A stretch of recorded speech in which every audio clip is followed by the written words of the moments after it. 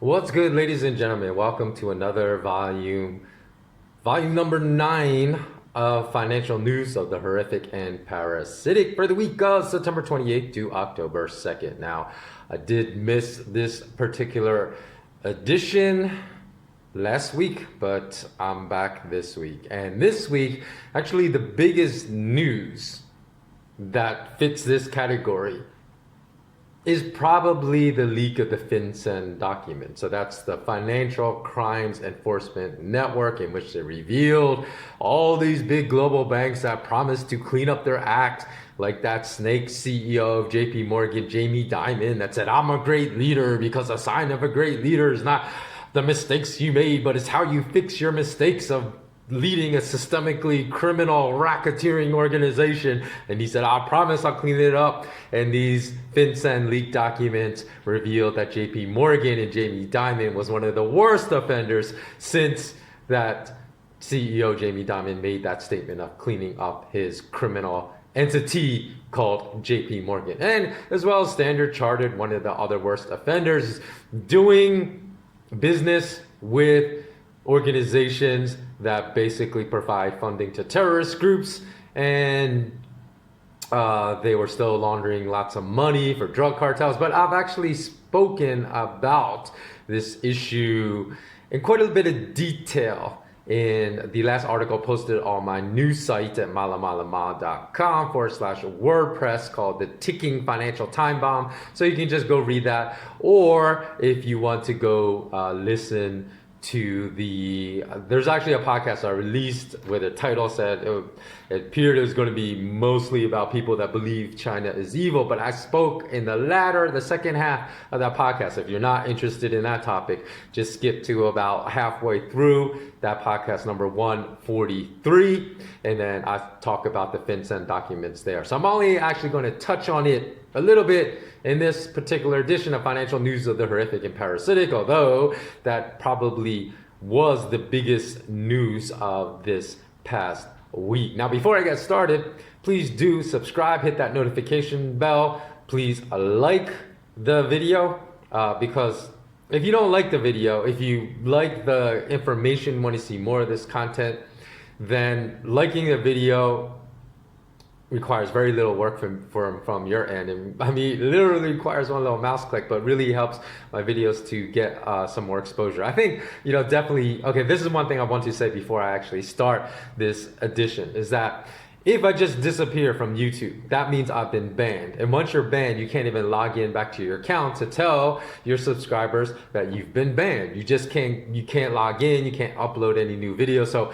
if I fail to upload a new video, say a week goes by, I think that's reasonable. I'll always upload a new video at least once a week. So if 7 days goes by and I haven't uploaded one, then you can always still receive my content by becoming a patron and because I just won't have access to be able to get this content out to you for free anymore if that happens. So just to let you know, if I disappear, it's not because I don't want to keep posting this information for free, but it will be because I've been banned and I'm unable to log into my account to upload new videos. So if so, then you can always become a patron. It only costs $5 a month for most of the benefits that I offer. You can see the link below for my Patreon account to become a patron, or you can just wait until what's the other platform I'm planning to migrate to, which is K.im. So King.Indigo Michael, K.im. So hopefully that platform will launch soon. They don't censor the truth. They won't ban anyone for speaking the truth, as I'm going to speak about again in this video. So you can either make sure that you check the K.im platform, or just go to patreon.com/skwealthacademy and become a patron if I disappear completely from YouTube. Okay, so let's get started. First thing I want to talk about is the documentary that's getting a lot of hype and play, and a lot of people have been reviewing it, called The Social Dilemma on Netflix. Now, I really personally don't understand the hype over that documentary. I started watching a little bit of it, but I couldn't even get past 15 minutes because it's not like everything they say in that documentary that everyone already didn't know. I don't even understand like why that documentary is getting so much hype, because there's been tons of articles, tons of people before that revealed everything that's in that documentary. I don't know if it's just that people don't believe it until you have insiders, saying, oh, I used to work for Facebook, I used to work for Google, I used to work to develop these algorithms to keep people hooked on social media platforms. So now people are saying, oh, it's coming straight from the horse's mouth. So that's why they believe. It's probably, quite like when I said all the bullion bankers were spoofing the gold markets, like the Deutsche Bank bankers and the JP Morgan bankers more than a decade ago, right? I said that in 2009 and no one believed me, right? Until these bankers were finally arrested and it came straight from the horse's mouth saying, oh yeah, in court, they're saying we were spoofing gold. Their emails exchanged between them saying we're doing illegal things. So until these self-admissions come for some reason, I think just because there's so many unthinking pods, it really like institutional academia has turned billions of people in this world into unthinking pods because they can't make a decision and an opinion for themselves based upon overwhelming circumstantial evidence. Like the overwhelming circumstantial evidence that everything that was in that documentary, The Social Dilemma, existed as much as an overwhelming circumstantial evidence that existed to convict O.J. Simpson of murdering his ex-wife and his ex-wife's lover. It's almost like if you look at that overwhelming circumstantial evidence for O.J., say, that's ridiculous that O.J. murdered those two people. There's no way. And then if he finally one day, when he's like 90 something and on his deathbed, he said, you know what? I just want to feel guilty. I want to let everyone know that I murdered Nicole Brown Simpson and her lover. I can't remember his name, but and then everybody like, oh my God, look, it's true. That's almost what I feel like Social Dilemma is about. Like people can't think for themselves, and they have to have insiders tell them what a Mount Everest mountain of evidence already tells them is true. So, like Google, I've been telling people for forever, just because other people have tried and gone online and downloaded like the database that Google keeps on you, and doesn't matter if you have an iPhone or Android phone, like Google Maps logs every location you go, every route you take, the time you arrive, the time you leave, every time you use Google Maps, they keep that database on their servers forever. Everything you do on Gmail, if you enter a Gmail email address when you purchase things online, Google not only keeps a record of every single purchase you made for like the past forever. From the time you had a Gmail account, they can go back 20 years and see, like that mattress you bought online, like in 2000. They keep records of everything. It's staggering. Not only do they keep records of all your online purchases if you sent notifications to Gmail, but they categorize them all for their artificial intelligence to be able to assess and understand and predict your spending habits. So, I had an Android phone once called OnePlus, and they had these developer tools. You can go into the smartphone developer tools and actually see what was going on with all the apps that are preloaded on your smartphone. And I would always see, I had to go and turn off, because anytime you have some kind of social media app, it always has access, right, to all your contacts, to your camera. I don't know why, even your calendar app, right, that's preloaded on your phone, has access to your camera and your microphone. Why does your calendar need access to your camera and your microphone? But I saw some of these applications that would probably shock some of you watching this right now. They said they accessed my smartphone, microphone, and camera without my permission, without my knowledge, well, actually not without my permission, but kind of is, because these apps were preloaded onto my phone, so they're already there, and it's they make it really difficult to delete the preloaded applications, the preloaded software. And it said they're accessing my phone, microphone, and camera hundreds of times a month. So, I had to go into these individual apps, and then I would turn all of them off, right? I would turn access off to the ones I couldn't delete, without resetting my phone entirely. And then uploading all the software, right, to get the smartphone to work. Without doing that, you could just go in and then select what each of the individual apps on your phone have access to. I would turn the microphone and camera off. I'd check again a month later. It'd been automatically turned back on. And then access, literally, I'm not even lying. When I say hundreds of times, I would see things like your camera, this application, like WhatsApp has accessed your camera 235 times in the past 30 days. And, I would never have used, say like the WhatsApp application to make a video phone call with anyone. So it was just turning on my camera, spying on me. So if you think you need an Alexa or Amazon Dot to spy on you, you say, oh, I'm not the type of dumbass that's going to invite spyware into my home. If you have a smartphone, you literally have spyware, a spy device that's spying on you all the time, listening into all your conversations, and it's a spyware device that most people keep at arm's length, right, through the course of your entire day and night. So let me give you the best piece of advice maybe you've heard this entire year. If you want to get a good night's sleep and you suffer from insomnia, not only should you put your phone on airplane mode at least 1 hour, at a minimum 1 hour before you plan to go to sleep, but you should ban it for life from your bedroom.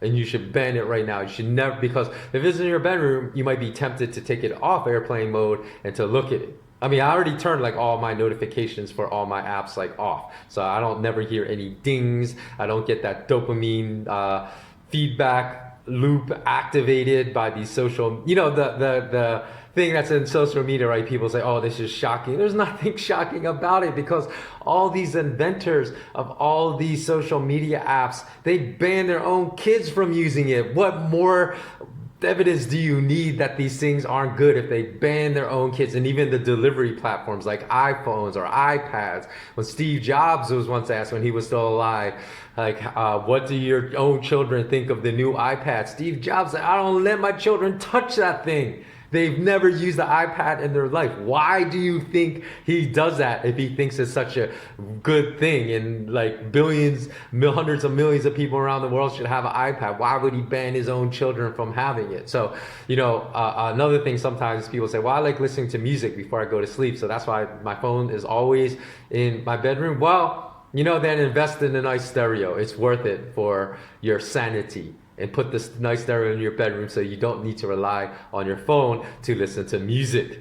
So there's always other solutions, not to basically become so attached to your iPhone or your smartphone or your Samsung phone, whereby you're basically already merged with that technology. Might as well be a chip inside you, because so many people, they won't even allow their smartphone to stray within arm's reach for the entire day, 24/7,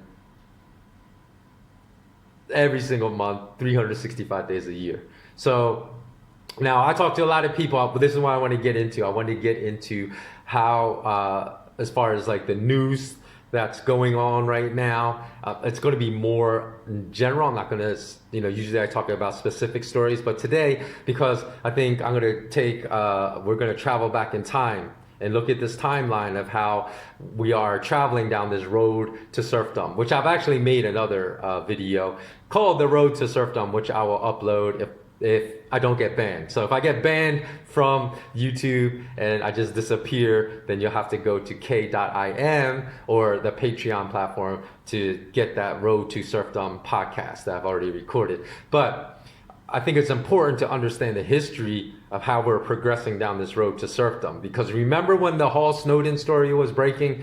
Like, oh, here's some young guy, I think they called him Citizen 4 before they knew his name. And he had basically, what's the word I'm looking for? Not defaulted, but he basically just left the NSA, the National Security Agency in the United States, and had blown the whistle on how much legal spying they were committing on US citizens. And when that was happening, and then people learned about how the government was spying on them through their smartphone, through their smart TV, through their smart washing machine, the smart microwave oven, like any smart device you have in your home, it's spying on you. You can even pick up through heat sensors and tell, say if cops come, it could tell the cops the location you are in your condo, your house, from all these smart devices you have, all really dumb spy devices you have in your home. And I remember talking literally to dozens of friends about this, like, what do you feel about this? And they all universally said, all of them, except maybe for like one that I can remember off the top of my head that was opposed to it, was on the same side of privacy I was. I say, I value my privacy. I'm not good with this. All of them, all the rest of the dozens of people I spoke to, including a lot of my friends, said, I could care less. Let the government go through, read all my emails. Let them download all my emails. Let them activate the cameras on my phone and spy on me. I don't have anything to hide. Let them activate the microphones and listen to every conversation I have with my friends and record it and send it to some server in Utah because I have nothing to hide. And Snowden had the best response to this very ignorant view. So I'm just going to repeat what he said rather than reinvent the wheel. He said, not caring about having your right to privacy and not caring about your right of privacy being completely stripped from you because you have nothing to hide is like not caring about keeping your right to freedom of speech because you have nothing to say at the current time that you think anybody else wants to hear. So just because you don't have a brilliant, cogent point of view about a public issue that people will want to hear right now does not mean that your right to speak freely should be stripped of you. But this is basically what he said, people that said, I could care less if I have no privacy because I have nothing to hide. He said that's the comparable when it comes to the right of freedom of speech. And again, Snowden said the very people that cared nothing if the alphabet agencies like the CIA, the NSA, the DIA, JSOC, if they were spying on them because they had nothing to hide, would be the very people that ushered in restriction of more freedoms in the future. And here we are in 2020, what's happened with a lot of our freedoms. We're stripped of our ability to move around freely in this world. We're stripped of our ability to move around without, masking ourselves like Hannibal Lecter from Silence of the Lambs. And so Snowden was right, and he said the very people that ushered in the restriction of more freedoms and welcomed them would also lead to the destruction of the freedom of speech. And what do we see now? Twitter banning people, and they're stripping people of their freedom of speech. YouTube, as I said, I'm probably going to get banned from this platform soon, stripping people of their freedom of speech. So you can't even come on the platform and say what you want, even if it's 100% factual on a lot of these social media platforms anymore. They will just ban you, or if they don't outright ban you, like they don't even tell you what they're doing. They'll shadow ban you, meaning that what you upload will not reach anyone that even searches, even goes on their social media platform and searches for information on this topic. What your uploaded, created content will never reach people, and that's called shadow banning. So they do that as well. So back then I railed against these people, even if they were my friends who said this. I said, that is so ignorant. You are going to be responsible for leading the way to down this road to serfdom. And then I said, I feel bad if you decide, I remember talking to friends that didn't have kids yet, if you have kids, because you're basically rooting for the enslavement of your own future children by this totally ignorant attitude. And again, they said, oh, who cares if Microsoft is implementing backdoors in their Windows software so the government can get in online and look at everything you're doing online, tracking every single website that you visit, because all these things are true. All these things are still happening. And I said, you're going to be the exact group of people responsible for stripping of liberties in the future. You're not even going to be able to voice any opposition or dissent to state narratives because of people like you. And those people are the exact reason why we have global lockdowns around the world today that are a totally absurd, disproportionate response to the danger of our current virus. Because if you look at the biggest health agencies, public health agencies in the world, the one in Sweden, even the one in the US, Right now, they say basically all the science points to a virus that poses nearly zero danger to anyone under 70 years of age. In other words, the survival rate varies from like 99.5% to 99.9998% or something like that for all age demographics below the age of 70. And it only, ramps up over the age of 70. But even then, we still don't know how dangerous this virus is. I would guess, and I'm saying I'm guessing because I don't know the science, because the scientific data is not there to support a viewpoint, although people take such emotional stances not backed by any science at all. And I'll tell you the reason why we really don't know, although it's my guess that this virus is even just mildly as dangerous or mildly more dangerous than the common flu to those over 70 years of age. And the reason I say we can't assess that from a scientific standpoint is because we don't know, like people that are perfectly healthy over the age of 70 with no other kind of comorbidity like obesity, diabetes, what their mortality rate is. The mortality rate is just all muddled for this virus. So if we knew, and we don't have this data, so we can't compare. And then the same thing when they collect data about the common flu, the health agencies don't collect the rates of mortality just for the common flu with people that have no other comorbidities. So we don't know. But 100% guarantee you this, because all the people that are just working at home, not affected, they're not business owners whose incomes and livelihoods are literally being destroyed by these absurd, unscientific, unnecessary lockdowns. You are exactly the group of people that would be responsible for further lockdowns or further stripping of freedom. So don't cry when that happens in 2021 to you, because you didn't stand up for what was right now. Then you're going to be the next group of people that are going to be locked down. You're going to be the next group of people that are going to be, your electricity is going to be managed through smart meters, because I'll put an article link below in the show notes, which shows that the UK is planning to be able to shut off people's electricity, and they said without their permission, in any kind of state of emergency. So think about how compliance, what's the word I'm looking for? How compliance fulfilling that kind of behavior is, right? You say something that dissents against what the state is doing because you believe it's stripping your freedoms, all of a sudden your house goes dark. You have no access to any electricity, and they might not even tell you that's why they cut it off.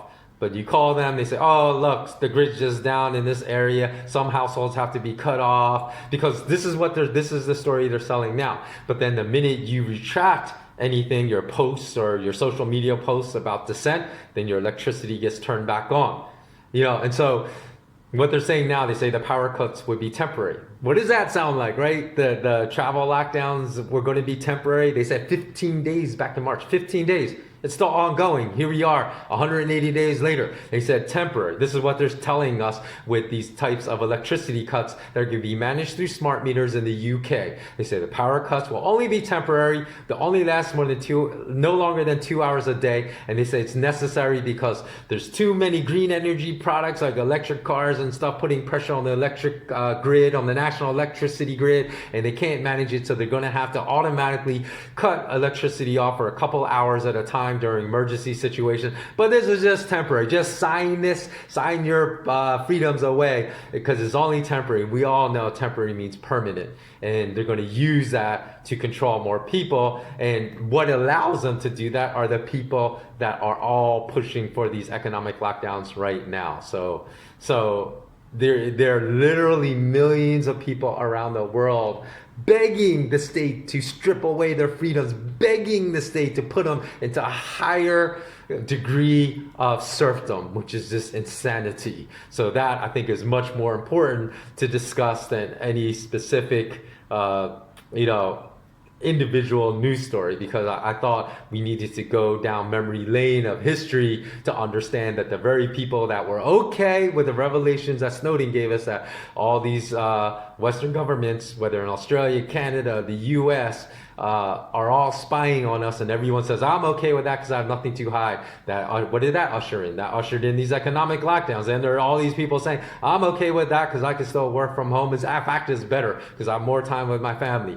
And you know what that's going to usher in? That's going to usher in, I'm telling you 100%, I know I'm going to be right, the next methodology of control is going to be through the electric grid. I mean, look at it. They're they're putting it out there to condition us already that this is going to become necessary. It's too much stress on the electrical grid. But the reason they're going to use that is to be they're going to use it as a form of compliance to enforce compliance and obedience against any citizens that dissent against what they're doing. Their electricity is going to get cut off. They're going to cut off other parts of their infrastructure necessary for modern life. So that's why I say, hey, maybe it's better to get totally off the grid. Because if you're completely off the grid, growing your own food, you have your own chickens, laying your own eggs, you have solar energy, then these states can't do nothing to you. So that wraps it up. Please do comment below. Let me know what you think. Because again, we can't be afraid to comment because you said, oh, look, the government is going to put me on these lists. Because all this fear that's out there, is fear good or bad? Let me just ask you that. Okay, so if you are limiting your behavior because of fear, you are also ushering in this road to serfdom. So the only way we can win is, I always say, and every single one of my podcasts would be remain intensely curious. But now I'm adding to that because I think it's just as, if not more important, always remain immensely courageous. Okay, thanks so much for watching. Please do like and comment below. Let me know what you think. And like I said, be the voice of dissent amongst all your friends if all your friends are on the wrong side of history or the wrong side of justice. Bless up, everyone. Take care.